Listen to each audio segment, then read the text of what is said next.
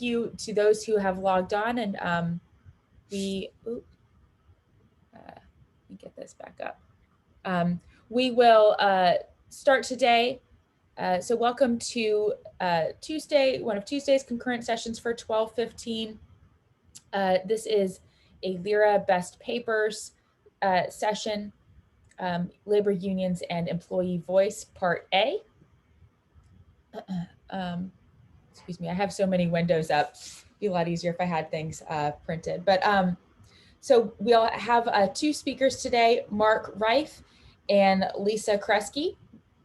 I'll give the synopsis of both of these scholars' work before we start off, and then we'll first go to Mark's research and then to Lisa's research. So Mark Reiff is the author of 5 books, including In the Name of Liberty, The Argument for Universal Unionization, On Unemployment, Volume 1 and Volume 2, and Exploitation and Economic Justice in the Liberal Capitalist State. He has taught political, legal, and moral philosophy at the University of Manchester, University of Durham, the University of California at Davis, Sonoma State University, and the Frankfurt School of Finance and Management. Prior to his return to academia in 1998, he was a practicing lawyer representing clients in commercial litigation matters for many years. In 2008 and 2009, he was a faculty fellow at the Safra Center for Ethics at Harvard University. His current book project is called The Unbearable Resilience of Illiberalism, and abstracts of all of his work plus excerpts from his books, samples of his papers, and more are available on his website, markreiff.org. And I'll just put that URL into the chat once I'm through with these bios. And then we've also welcomed Lisa Kresge, who is a lead researcher at the Technology and Work Program at UC Berkeley Center for Labor Research and Education, where she studies the intersection of technological change, low-wage work, and inequality. Her research focuses on data collection and algorithmic techniques in the workplace. Lisa has also conducted research on tax policy as it relates to new technologies and technology companies, as well as collective bargaining strategies in response to technological change. Prior to joining UC Berkeley Labor Center, Lisa conducted research on farm worker health, housing, and working conditions at the California Institute for Rural Studies.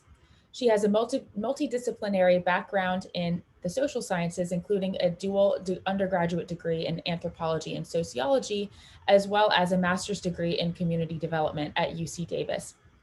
Lisa is currently pursuing her PhD in economic geography at UC Davis. So welcome to both of our presenters. We are really appreciative to have you all here. Let me just turn things over to Mark, but before I do, I'll just sort of explain how we're going to do this. Because we only have 2 papers, we're going to give each speaker 20 minutes to present, and then we'll follow each presentation with a 10-minute Q&A session. So please hold your questions or your comments until that Q&A session after each presentation. So Mark, please take it away. Great. Thank you very much. Be sure I've got. There we go. Okay. I can see everybody, I hope. Okay. So here's my new book, which I hope people can see, In the Name of Liberty, The Argument for Universal Unionization. The book is comprised of 3 essays. The first essay argues that in a libertarian utopia, the kind of libertarian utopia imagined by the political philosopher Robert Nozick, that unions would naturally arise through free market transactions. And there's nothing in libertarianism which suggests that the natural occurrence of unionization would be suppressed. The second essay argues that unions are a basic institution of society, which in this context means that what anti-union folks call compulsory unionization, and what I call universal unionization, is required as a matter of liberty. And the third essay deals with public sector unionization and argues that the same reasons we would we would believe that universal unionization is appropriate in both a libertarian utopia and in an actual liberal capitalist society applies to public sector unions, not just private sector unions. Okay, so obviously it's a big book, and again, I guess that's how big it is. So I can't in any way sort of summarize the whole book for you today. I'm going to try and summarize one essay, the second essay, the essay about unions being a basic institution in a liberal capitalist society. And I hope I'll be able to say enough that you get a pretty good idea of what that argument is. For those who are interested, I've put the PDF of that entire essay up in wherever we have our documents repository in the conference. So those of you who are interested can go ahead and download that, read the entire essay. And if you're interested in seeing the rest of the book, it is part of the Cambridge Core. So most university libraries subscribe to the Cambridge Core, and therefore you can bring up an electronic copy of the book, from the luxury of your own home office. And if you still can't find it for some reason but want to see it, just get in touch with me, and I'll be happy to send you an electronic copy so you can have a copy of the whole thing. Now, there are a few things I want to note before I start talking substantively. So I'm a political philosopher. And so the book is a book about political philosophy.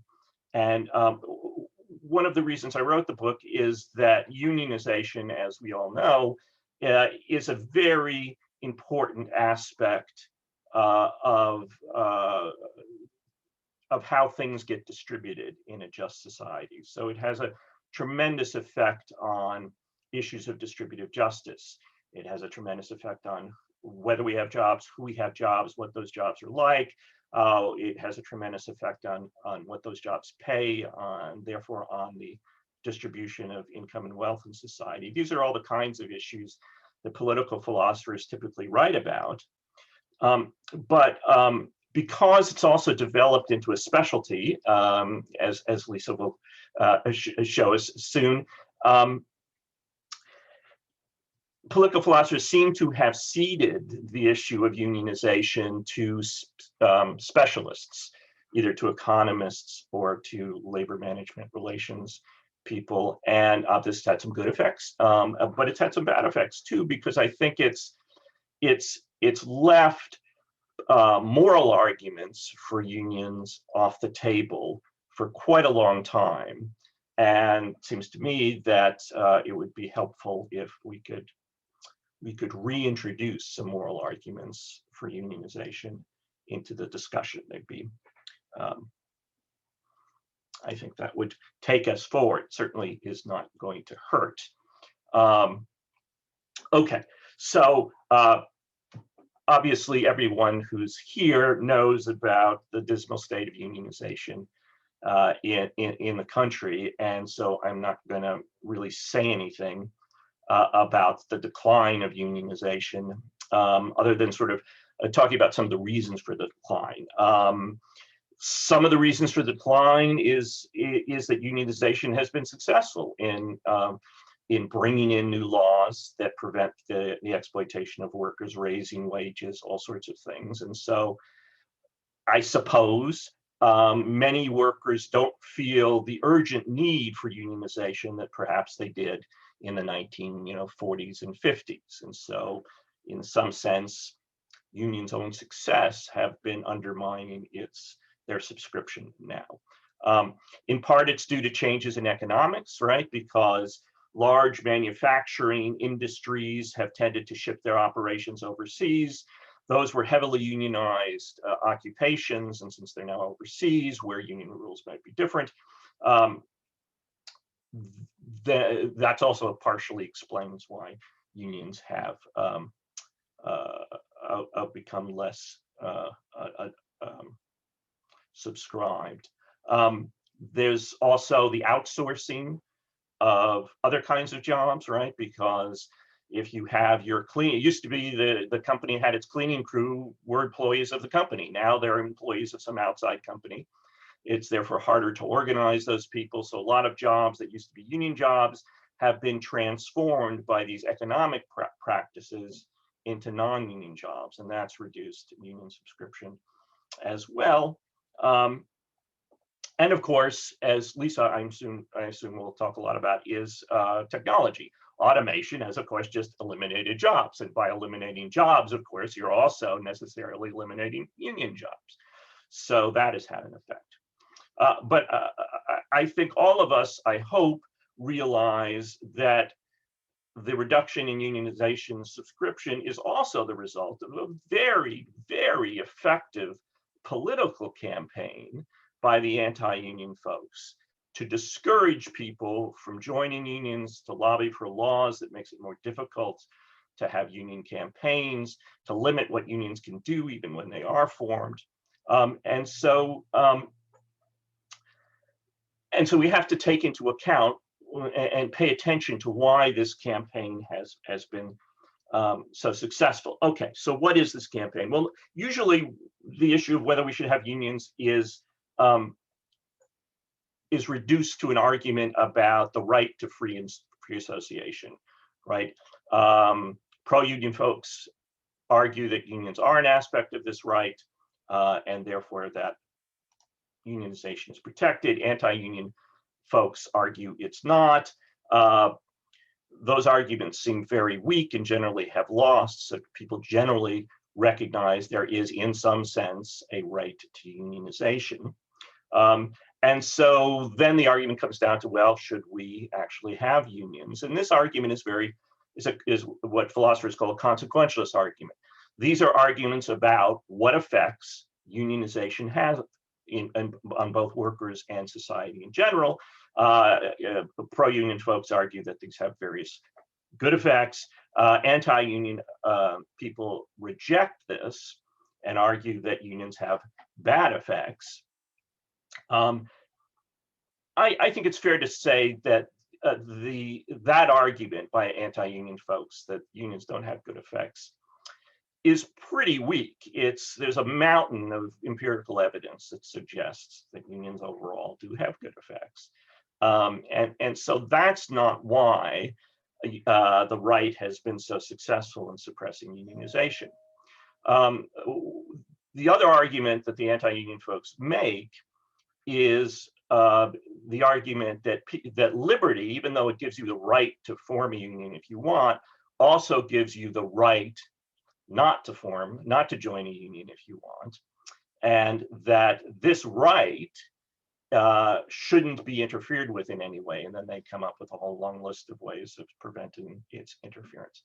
And this is a very powerful and important argument. It's important because if the pro-union folks are mostly making a consequentialist argument, an argument about what good effects unionization has, but the right is making an argument based from the right to liberty, that it's an interference with the right to liberty to have unions, the right wins, because almost all philosophers, even philosophers on the left, argue that rights trump arguments from consequences. In other words, it's not an argument. You can't defeat a right by simply saying it would have better consequences to do something else.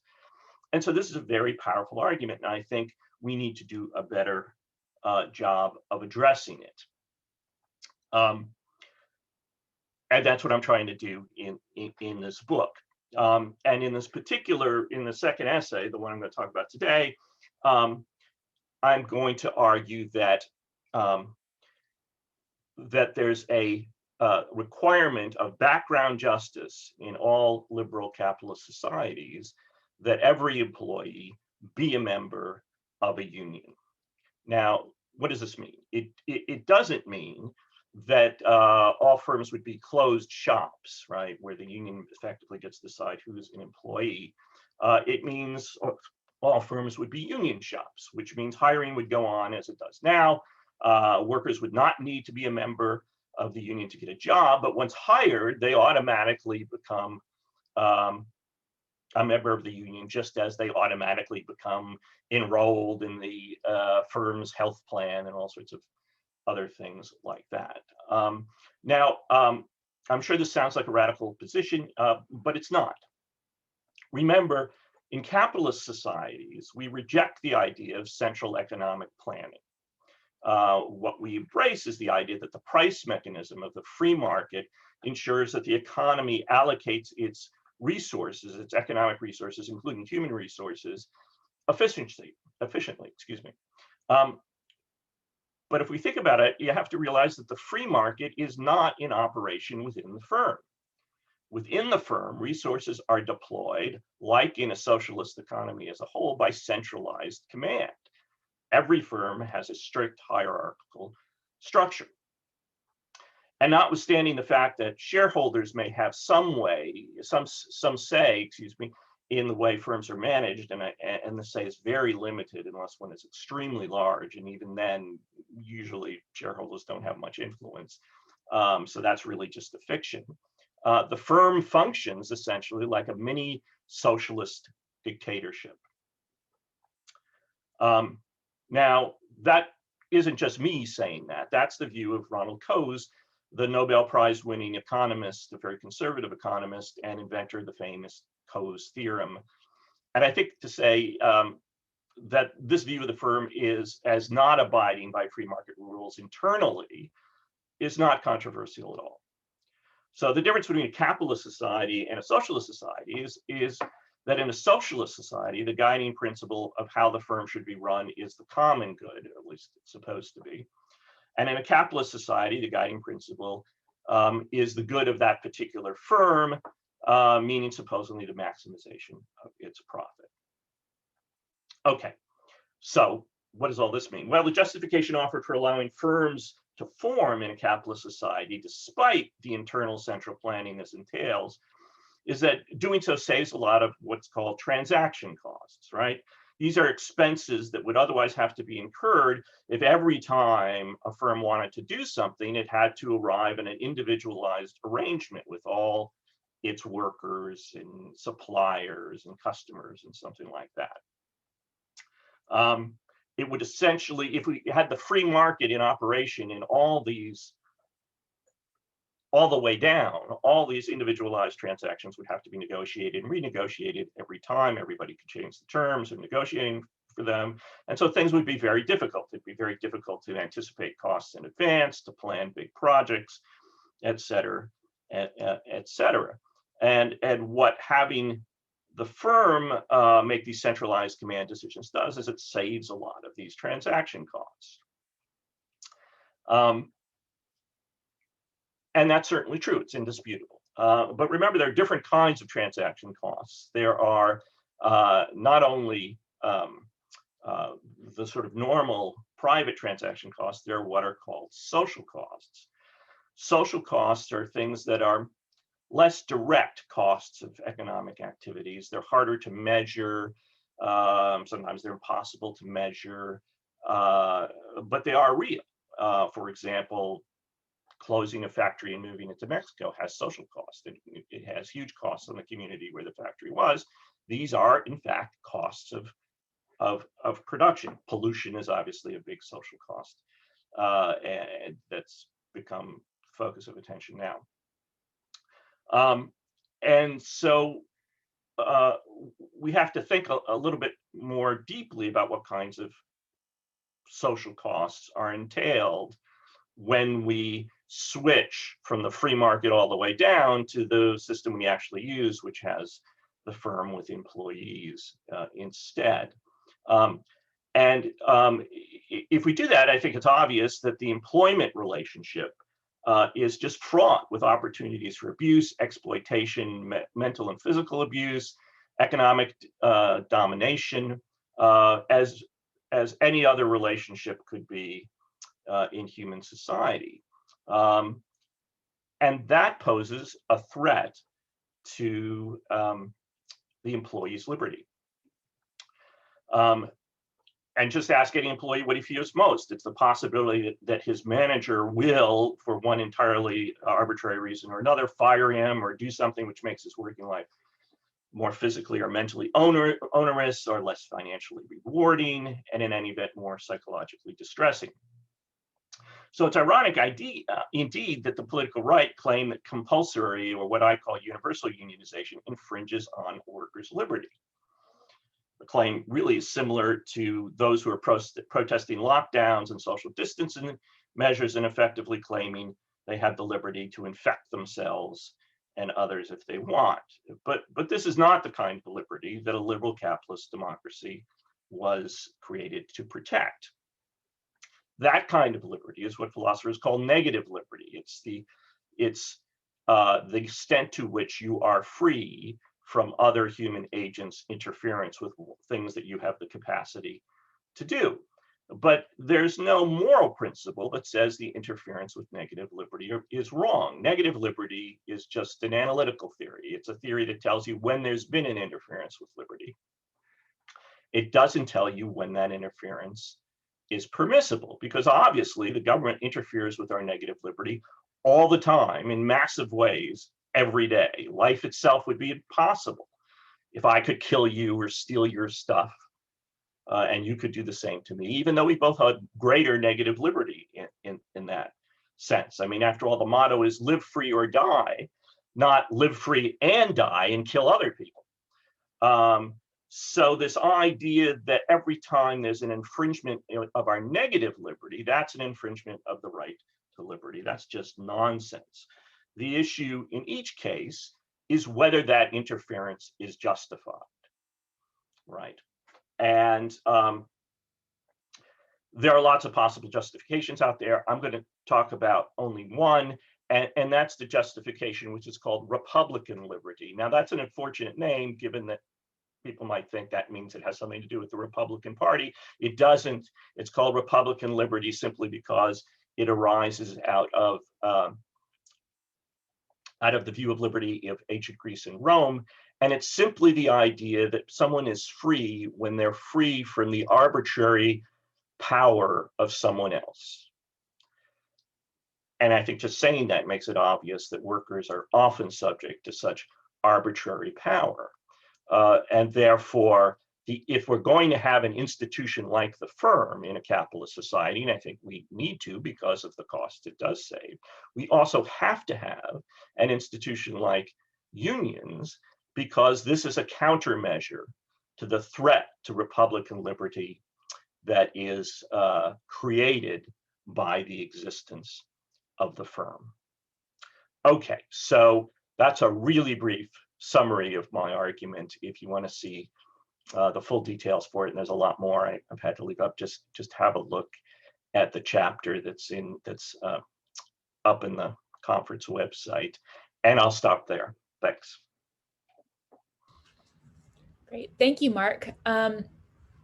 Seeing as we have a relatively small group, I'll just ask those who have any questions or comments to just unmute themselves and jump into the conversation.